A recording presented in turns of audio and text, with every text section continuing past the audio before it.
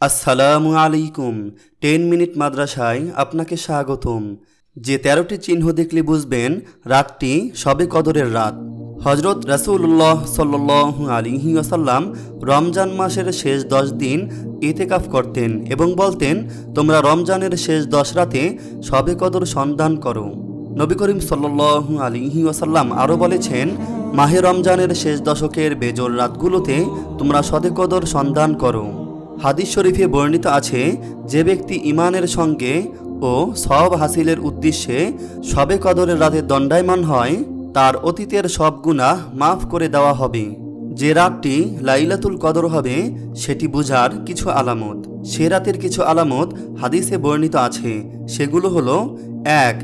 এ রাতটি রমজান মাসে, আর এ রাতের ফজিলত কিয়ামত পর্যন্ত জারি থাকবে। 2. এ রাতটি রমজানের শেষ দশকে।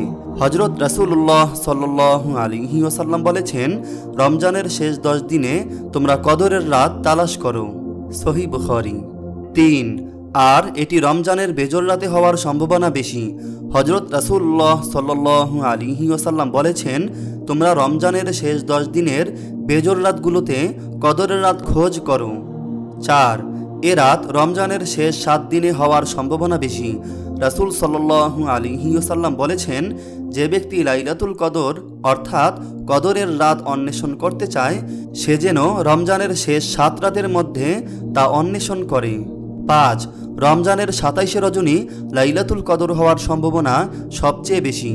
হাদিসে আছে, উবাই ইবনে কাব রাদিয়াল্লাহু তাআলা আনহু হতে বর্ণিত, তিনি বলেন যে, আল্লাহর শপথ করে বলছি, আমি যতদূর জানি রাসূল সাল্লাল্লাহু আলাইহি ওয়াসাল্লাম আমাদেরকে যে রজনীকে কদরের রাত হিসেবে কিয়ামুল লাইল করতে নির্দেশ দিয়েছিলেন তা হলো রমজানের 27তম রাত।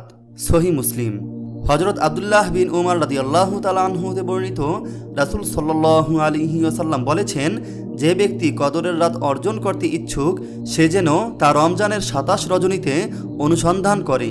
কদরের রাত হওয়ার ব্যাপারে সম্ভাবনার দিক থেকে পরবর্তী দ্বিতীয় সম্ভাবনা হলো 25 তারিখ, তৃতীয় হলো 29 তারিখ, চতুর্থ হলো 21 তারিখ, পঞ্চম সম্ভাবনা হলো 23 তারিখের রজনী।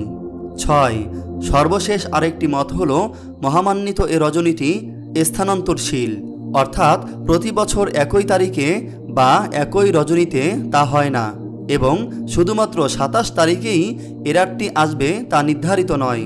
আল্লাহর হিকমত ও তার ইচ্ছায় কোনো বছর তা 25 তারিখে, কোনো বছর 23 তারিখে, কোনো বছর 21 তারিখে, আবার কোনো বছর 29 তারিখেও হয়ে থাকে। 7.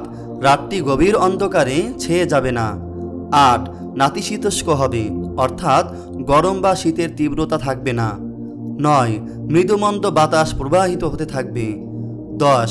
সে রাতে ইবাদত করে মানুষ অপেক্ষাকৃত অধিক তৃপ্তিবোধ করবে। 11. কোনো ইমানদার ব্যক্তিকে আল্লাহ স্বপ্নে হয়তো তা জানিয়েও দিতে পারেন। 12. ওই রাতে বৃষ্টি বর্ষণ হতে পারে। 13.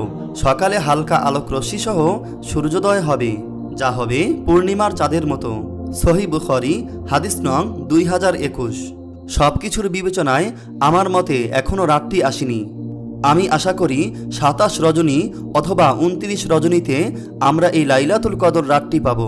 আল্লাহ তাআলা আমাদের সবার তাকদিরে লাইলাতুল কদর নসিব করুক এবং লাইলাতুল কদরে সারা রাত ইবাদত করে আল্লাহর নৈকট্য অর্জন করার তৌফিক দান করুক। আমিন। জাযাকাল্লাহ।